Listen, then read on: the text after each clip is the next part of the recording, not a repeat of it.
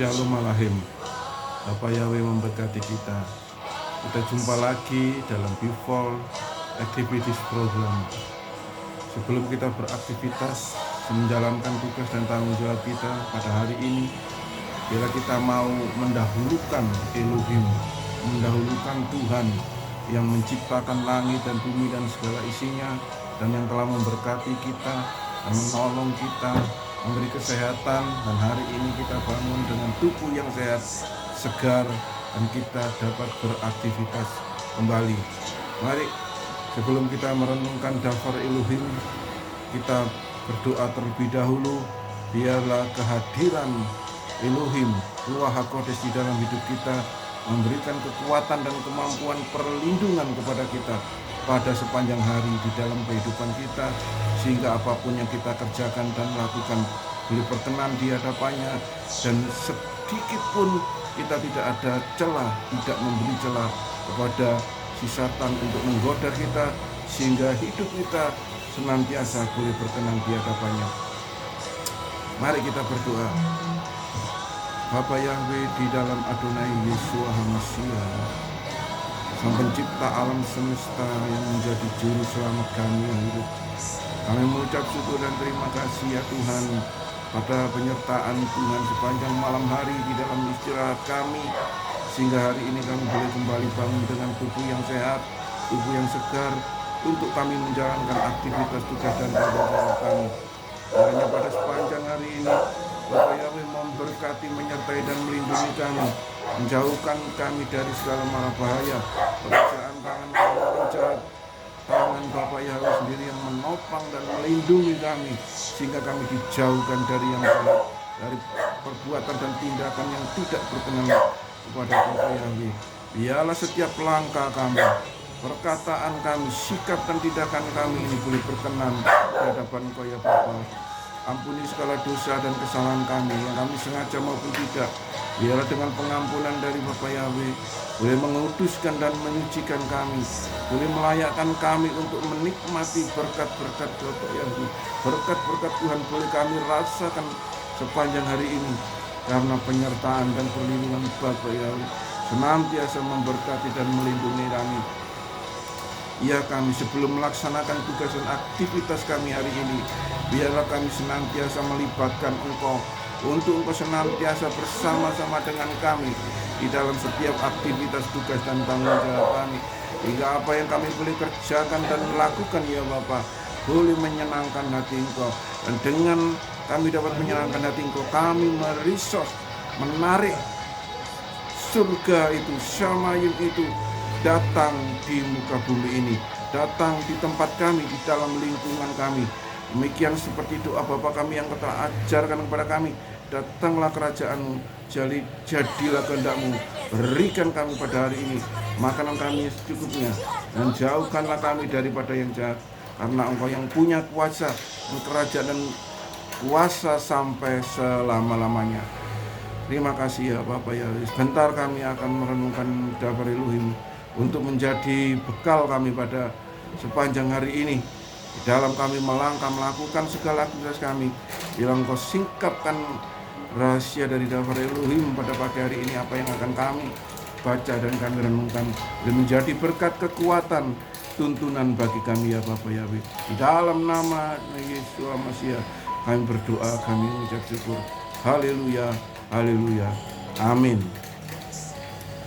Salam Bapak Ibu, saudara-saudara yang dikasihi oleh Bapak Yahweh. Kita mengucap syukur dan terima kasih sepanjang hari kita sudah dilindungi, disertai oleh Tuhan kita Yeshua HaMashiach melalui malaikatnya boleh menjaga kita, sehingga kita hari ini boleh bangun kembali dengan tubuh yang sehat, tubuh yang segar, karena itu penyertaan dari Bapak Yahweh sendiri melalui malaikatnya yang dikirimkan untuk menyertai kita. Nah, biarlah pada sepanjang hari ini pun kita boleh dilindungi dan disertai, bahkan diberkati dengan melimpah karena kasih-Nya kepada kita. Kalau Elohim mengasihi kita, apa yang dapat kita balas dan kita lakukan untuk Elohim kita, untuk Tuhan kita? Hanya satu permintaannya, dengarkan firman-Nya, dengarkan dafar Elohim tersebut, dan lakukanlah, renungkanlah dafar Elohim siang dan malam.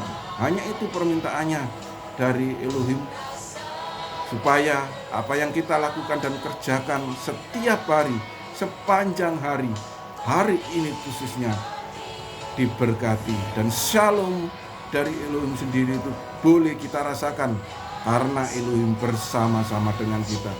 Mari bacaan kita pada hari ini terambil dari kitab Keluaran. Saya akan bacakan untuk saudara-saudara sekalian, Keluaran pasal yang keempat. Saya akan bacakan ayat yang ke-1 dan seterusnya, nanti sampai ayat yang ke-10. Kalau perlu kita lanjutkan lagi sampai ayat yang ke-17. Saya bacakan untuk saudara sekalian.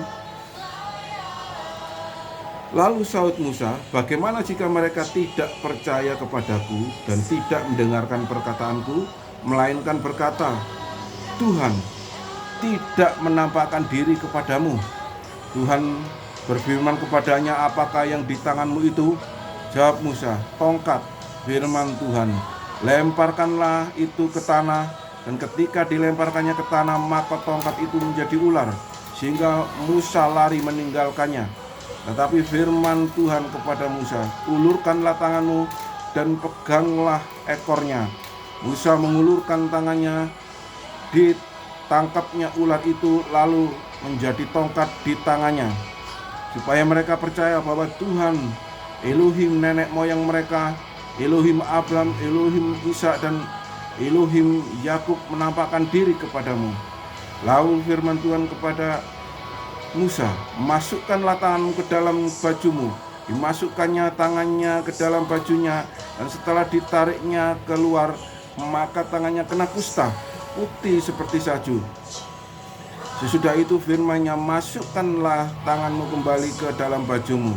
Musa memasukkan tangannya kembali ke dalam bajunya, dan setelah ditariknya keluar, maka tangan itu pulih kembali seperti seluruh badannya. Jika mereka tidak percaya kepadamu dan tidak mengindahkan tanda mujizat yang pertama, maka mereka akan percaya kepada tanda mujizat yang kedua. Dan jika mereka tidak juga percaya kepada kedua tanda mujizat ini dan tidak mendengarkan perkataanmu, maka engkau harus mengambil air dari sungai Nil dan harus kau curahkan di tanah yang kering. Lalu air yang kau ambil itu akan menjadi darah di tanah yang kering itu. Lalu kata Musa kepada Tuhan, Tuhan, aku ini tidak pandai bicara, dahulu pun aku tidak, dan sejak engkau berfirman kepada hambamu pun tidak, sebab aku berat mulut dan berat lidah. Tetapi Elohim berkata kepadanya, siapakah yang membuat lidah manusia?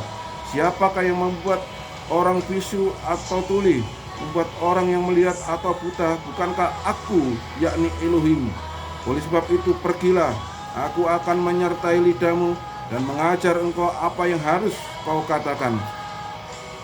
Tetapi Musa sekali lagi berkata, Tuhan, utuslah kiranya siapa saja yang patut kau utus. Maka bangkitlah murka Elohim terhadap Musa, dan ia berfirman, bukankah di situ ada Harun, orang Lewi itu kakakmu? Aku tahu bahwa ia pandai bicara. Lagi pula ia telah berangkat menjumpai engkau, dan apabila ia melihat engkau, ia akan bersuka cita dalam hatinya. Maka engkau harus berbicara kepadanya dan menaruh perkataan itu ke dalam mulutnya. Aku akan menyertai lidahmu dan lidahnya dan mengajarkan kepada kamu apa yang kamu lakukan. Ia harus berbicara bagimu kepada bangsa itu. Dengan demikian ia akan menjadi penyambung lidahmu, dan engkau akan menjadi seperti Elohim baginya. Dan bawalah tongkat ini di tanganmu, dan harus kau pakai untuk membuat tanda-tanda mujizat. Bapak, Ibu, saudara-saudara yang dikasihi oleh Tuhan, perikop atau judul dari kitab bacaan pagi hari ini di pasal yang keempat. Kalau saudara membaca dari LAI, di pasal 4 ini ditaruh di tengah-tengah. Tapi kalau saudara melihat di ILT 3 atau di kitab Bil, bahasa Indonesia Lugas. Di situ langsung di pasal yang keempat ini ada judulnya, ada temanya, berbeda dengan apa yang dicetak oleh LAI ini. Judulnya adalah Musa diutus Elohim. Nah, jadi sebenarnya memang pada waktu bangsa Israel kurang lebih sekitar 400 tahun berseru-seru kepada Elohim, mereka didengar doanya oleh Elohim. Berapa tahun, saudaraku? Bukan waktu yang singkat, bukan waktu yang pendek, tetapi waktu yang cukup panjang, 400 tahun kurang lebihnya. Mereka ditindas, mereka menderita. Ya kalau 400 tahun dipotong usia Yusuf waktu itu, ya kurang lebihnya sekitar 300 atau 350 tahun mereka benar-benar ditindas. Tapi mereka tetap bertahan di sana, di tanah Gosen, di dalam perbudakan oleh orang-orang Misraim, orang-orang Mesir. Mereka tetap bertahan, tapi mereka tetap berdoa, berharap kepada Tuhan yang mereka tidak tahu siapa Tuhan mereka itu. Yang dia tahu hanya dia minta kepada Elohim. Elohim yang mereka sebut, mereka pun tidak tahu siapa Elohim itu. Mereka hanya berdoa supaya dapat terlepas dari penindasan, penderitaan yang mereka alami selama 300 atau 350 tahun, bahkan 400 tahun mereka mengalami penderitaan dan penindasan seperti itu. Mereka terus bertekun, terus akhirnya Elohim mendengar doa mereka. Jadi tatkala kita berdoa, memohon, meminta kepada Elohim, kita tidak bisa instan, kita tidak bisa langsung ketika kita berdoa langsung seketika itu doa kita dikabulkan. Ya, jadi ini bukan mie instan, saudara. Kalau saudara kepingin instan, ya beli mie instan itu langsung dimasak, langsung bisa dinikmati. Tetapi kalau kita ini berhubungan dengan Elohim, Sang Pencipta langit dan bumi, penguasa alam semesta ini, kita tidak bisa instan. Waktu kita bukan waktu Tuhan. Waktu kita berbeda dengan waktu Tuhan. Di Perjanjian Baru tertulis bahwa satu harinya Tuhan itu sama dengan 1000 tahunnya manusia. Coba bayangkan, satu harinya Tuhan sama dengan 1000 tahunnya manusia. Artinya kita harus bersabar menanti jawaban dan mujizat yang akan Elohim lakukan itu. Kita harus bersabar, kita harus tekun. Kenapa Tuhan itu tidak langsung menjawab doa kita? Karena Tuhan itu tahu kapasitas kita, tahu kemampuan kita, tahu bagaimana kita. Contoh konkret yang ada di dalam kitab suci ini saja. Setelah doa orang-orang Hebrew atau orang-orang Israel ini didengar oleh Elohim, mereka dibawa keluar dari perbudakan yang mereka jalani selama ratusan tahun tersebut. Kemudian selama 40 tahun mereka ada di padang gurun. Mereka dipelihara oleh Elohim tanpa harus bekerja keras, tanpa harus bersusah payah. Mereka dipelihara oleh Elohim, makan gratis, minum gratis, tanpa bekerja keras. Malam tidak pernah kedinginan karena ada tiang api. Elohim sendiri menjadi tiang api. Siang tidak pernah kepanasan walaupun di padang gurun karena ada tiang awan yang melindungi mereka. Luar biasa, 40 tahun mereka ini. Begitu mereka merasakan kenikmatan yang diberikan Elohim, yaitu mereka juga diberi makanan-makanan surga. Luar biasa itu makanan surga. Saudara menanam tanaman apapun di bumi ini tidak akan muncul buah atau makanan surga, yaitu roti mana. Roti mana itu makanan dari surga itu. Tidak bisa saudara nanam di di tanah, di bumi ini kemudian tumbuh dan berbuah menjadi mana, roti mana. Tidak bisa. Itu makanan langsung dikirim dari surga. Luar biasa bukan? Itu. Begitu mereka masih tidak terima, mereka masih memberontak, masih menghujat Elohim itu. Jadi Elohim itu tahu persis kapasitas kita, tahu persis hidup kita, kemampuan kita. Makanya setiap doa kita tidak langsung dijawab. Kalau dijawab, itu sudah mendapat mujizat selama 40 tahun, masih protes, masih tidak terima, masih komplain sama Tuhan itu. Jadi ketika saat ini Bapak, Ibu, Saudara yang dikasih oleh Tuhan, yang mendengarkan channel ini, dengarkan baik-baik. Saudara menjadi orang percaya sudah berapa lama? 1 tahun, 2 tahun, 3 tahun, 4 tahun. Mungkin saudara akan mengatakan, katanya ikut Tuhan diberkati, katanya ikut Tuhan senang, sukacita, tidak kekurangan. Jangan tergiur dengan perkataan itu. Ingat saudara, Tuhan itu senantiasa ada bersama-sama dengan kita. Memang itu janjinya, dan menyertai kita, menolong dan memberkati kita. Itu janji kita, janji Tuhan kepada kita. Tidak bisa kita pungkiri, itu memang janji Tuhan kepada kita. Tapi yang perlu menjadi catatan bagi kita, banyak orang-orang yang dengan harta kekayaan yang melimpah, mobil mewah, rumah mewah, tidak terhitung hartanya, tapi mereka tidak bisa sukacita. Ya, artis-artis contohnya ya, Michael Jackson, Elvis Presley, itu mereka itu bisa menghibur ribuan orang, bahkan jutaan orang mereka hibur dengan nyanyian-nyanyian yang dia lantunkan. Tetapi dia sendiri apakah terhibur? Apakah dia sendiri merasa enjoy, ada shalom, ada damai di dalam dirinya? Tidak.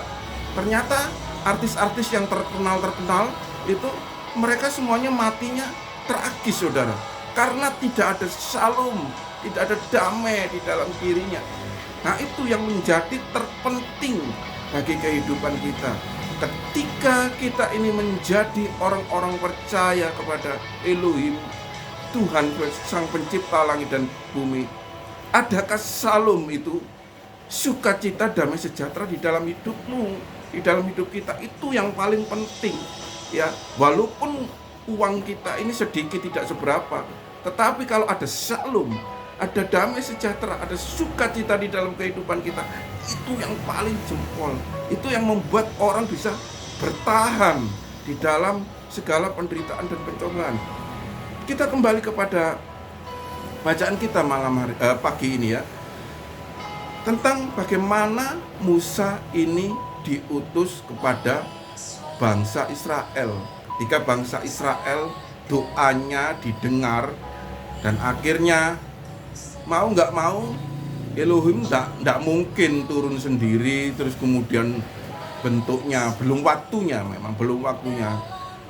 Akhirnya mengutus Musa sebagai orang kepercayaan. Dan ingat, yang menjadi catatan kita hari ini adalah ketika Elohim, Tuhan itu mengutus kita, Dia tidak mengutus kita dengan tangan kosong, tanpa senjata, tanpa kita diberi kekuatan. Tidak. Tentu ketika kita diutus oleh Elohim, Tuhan itu melengkapi kita dengan senjata, dengan kekuatan, dengan kemampuan. Hanya yang menjadi catatan itu, dapatkah kita ini menggunakan kekuatan, senjata, dan kemampuan yang diberikan Elohim kepada kita ini.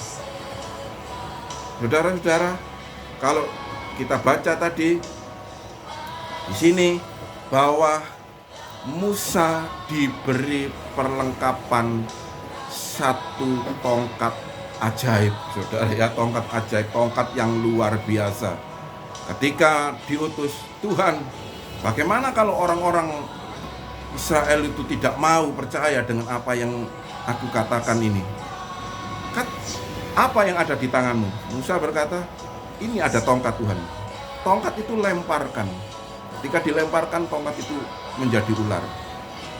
Dan ketika dipegang ekor dari ular tersebut, kembali menjadi tongkat. Luar biasa bukan? Itu Tuhan melengkapi. Memang kalau kita alegorikan, kita sinkronkan untuk zaman sekarang, ya tidak mungkin saudara. Itu sulap. Ya sulap-sulap seperti itu kalau zaman sekarang ya, nah mungkin saudara misalnya diutus Tuhan untuk melayani, kemudian taruhlah, Pak Yakub, kamu tak utus pergi ke Kalimantan misalnya. Loh Tuhan, saya diutus ke Kalimantan, orang-orang sana sakti-sakti dengan ilmunya yang luar biasa, terus apa senjata saya? Terus saya bilang, Tuhan, saya ini nggak punya senjata, saya punyanya ini ya tiap hari yang saya bawa pulpen ini. Ya itu, coba pulpenmu kamu lemparkan, nanti itu pulpen itu akan jadi ular misalnya. Nggak mungkin untuk zaman sekarang, dan itu nggak mungkin. Penyertaan Tuhan dulu dengan yang sekarang itu berbeda tentunya. Dikala itu manusia memang langsung perlu sesuatu yang spektakuler, yang langsung kelihatan, yaitu tadi dengan tongkat yang menjadi ular, ya. Di sini tadi dikatakan tongkat menjadi ular. Dan yang mujizat yang kedua yaitu mujizat kesembuhan penyakit kusta. Kalau misalnya tadi orang Israel diberi contoh dengan tongkat menjadi ular, mereka tidak percaya. Coba sekarang tanganmu masukkan jubahmu atau bajumu. Setelah dimasukkan ke jubahnya, dikeluarkan, tiba-tiba tangannya terkena kusta. Tangannya seperti ada saljunya, putih gitu. Kemudian Tuhan suruh lagi, masukkan ke dalam jubahmu lagi. Masukkan lagi dalam jubahnya, dikeluarkan, tangannya sudah pulih, sembuh. Nah kalau itu mungkin saja bisa terjadi mujizat-mujizat. Bahkan memang sekarang ini banyak kan di channel-channel YouTube yang kita lihat bahwa ada mujizat-mujizat yang terjadi yang dilakukan oleh Pastor Andi Simon misalnya, atau pendeta-pendeta yang lainnya yang melakukan mujizat-mujizat di luar negeri banyak itu. Itu bisa terjadi itu seperti itu. Apakah perlengkapan yang diberikan oleh Tuhan itu sama? Tentunya tidak, berbeda-beda saudara. Yang diberikan kepada Tuhan, kepada orang-orang yang diutus itu perlengkapannya berbeda-beda. Perlindungannya pasti dilindungi, tapi perlengkapan untuk kita melayani itu berbeda-beda. Ya, kalau tadi saya katakan, maaf menyebut nama Pastor Andi Simon itu diperlengkapi dengan karunia kesembuhan, itu karunia yang diberikan oleh Elohim kepada Pastor Andi Simon. Kalau saudara, saya tidak tahu, ya, masing-masing berbeda perlengkapan-perlengkapan yang diberikan itu, senjata-senjata yang diberikan oleh Elohim kepada setiap orang-orang yang diutus. Tetapi yang menjadi terpenting bagi kita sebagai orang-orang percaya ketika kita diutus itu bukan kuasa atau mujizat yang bisa kita lakukan secara spektakuler, bukan itu. Yang terpenting itu adalah iman, percaya kita, kekuatan kita secara spiritual. Itu yang terpenting ketika kita dipanggil untuk menjadi orang percaya. Ya, bukan karena mujizat yang bisa kita lakukan. Itu kalau mujizat yang bisa kita lakukan dan peristiwa-peristiwa yang spektakuler yang bisa dilakukan oleh para hamba-hamba Tuhan, itu karunia khusus.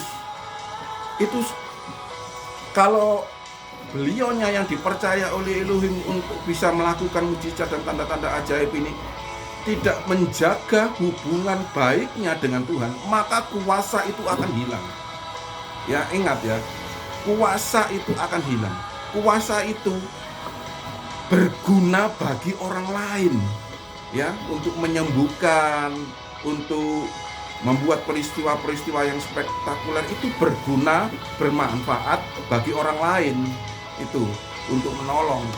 Tetapi untuk diri kita sendiri yang sangat berguna dan terpenting adalah ketika kita ini kuat menghadapi segala tantangan, cobaan, godaan, apapun yang kita hadapi, rintangan sebesar apapun, kita mampu menghadapinya. Itu yang terpenting.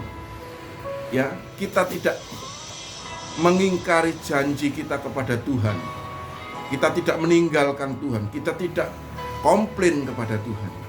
Ya seperti ini contohnya saudara. Berdoa sekian ratus tahun sudah dikabulkan, 40 tahun dipelihara, masih komplain gitu saudara. Ya, jadi ukuran kepercayaan kita sebagai orang-orang percaya itu bukan 1 tahun, 2 tahun, itu bukan menjadi ukuran saudara. Tertulis juga di dalam kitab suci, yang terdahulu akan menjadi terkemudian. Artinya apa? Artinya ada orang yang rajin beribadah, rajin berdoa, tetapi akhirnya ternyata mereka menjadi orang yang terkemudian. Itu sangat tragis saudara, sangat ironis, sangat mengerikan, tragis sekali kalau itu terjadi atas diri kita. Jadi pesan pagi hari ini, mari ketika kita sudah menjadi orang-orang percaya, kita sudah dipanggil dan dipilih loh saudara, dipilih menjadi orang-orang percaya. Dapatkah kita ini bertahan sampai akhir dan kita tetap tidak mengecewakan Elohim, Tuhan kita yang menciptakan dan memanggil kita ini? Itu yang terpenting saudaraku. Coba saudara, di sini Musa ini dipilih oleh Elohim sendiri, ditemui sendiri melalui di semak belukar itu, melalui api yang ada di semak belukar, ditemui sendiri oleh Elohim. Tapi masih alasan saja saudaraku. Coba perhatikan saudara, alasan saja ketika Musa ini diutus oleh Elohim ini. Bukankah aku tidak pandai berbicara, aku tidak bisa berbicara? Ada saja alasannya. Dikatakan di sini ini Tuhan ini jengkel sebenarnya ya. Tuhan ini marah kepada Musa sebenarnya. Sudah dipercaya, sudah diberi senjata, sudah diberi perlengkapan, ya sudah diberi kuasa yang luar biasa, masih saja alasan saudara. Waktu diutus oleh Tuhan, akhirnya memang Elohim karena kesabarannya, walaupun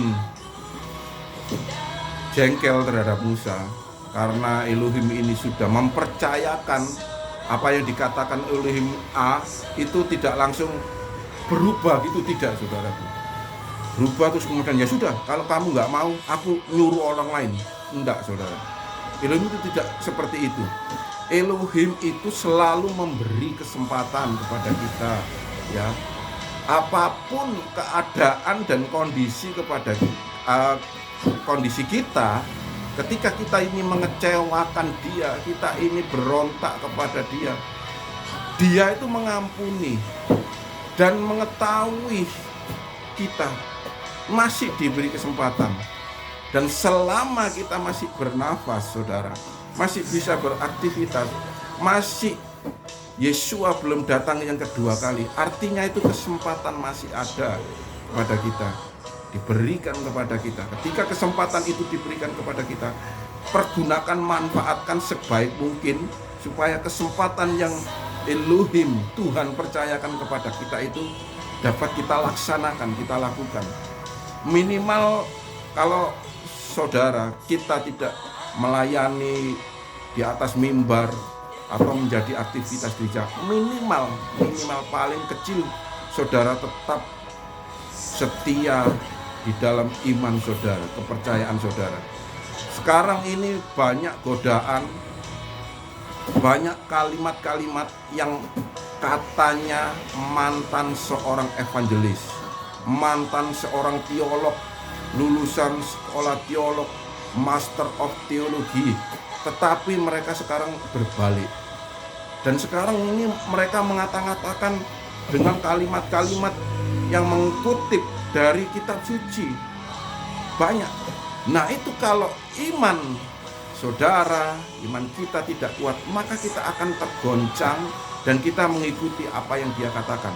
Hati-hati di channel-channel YouTube sekarang ini, medsos ini sekarang ini, dengan leluasa bisa memberitakan hal-hal yang seperti itu. Yang kalau pengetahuan kita tentang Tuhan hanya sebatas pengetahuan saja tanpa kita mendalaminya, maka kita akan mudah terjatuh, terkecoh, dan iman kita tergoncang. Eman kalau saudara sudah sekian puluh tahun menjadi orang percaya, artinya dengan mendengarkan medsos di YouTube, saudara akhirnya berbalik iman. Waduh, sangat disayangkan sekali.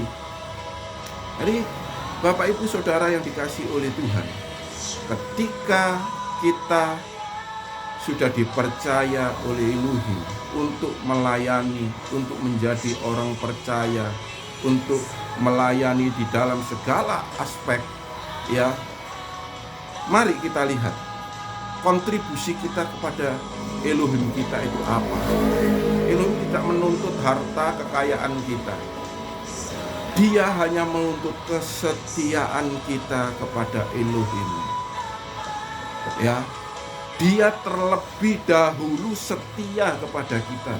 Dia terlebih dahulu mengasihi kita. Dia terlebih dahulu mengorbankan dirinya di atas kayu salib untuk keselamatan saudara dan saya. Jadi apa balasan kita terhadap Elohim kita? Hanya satu, saudaraku.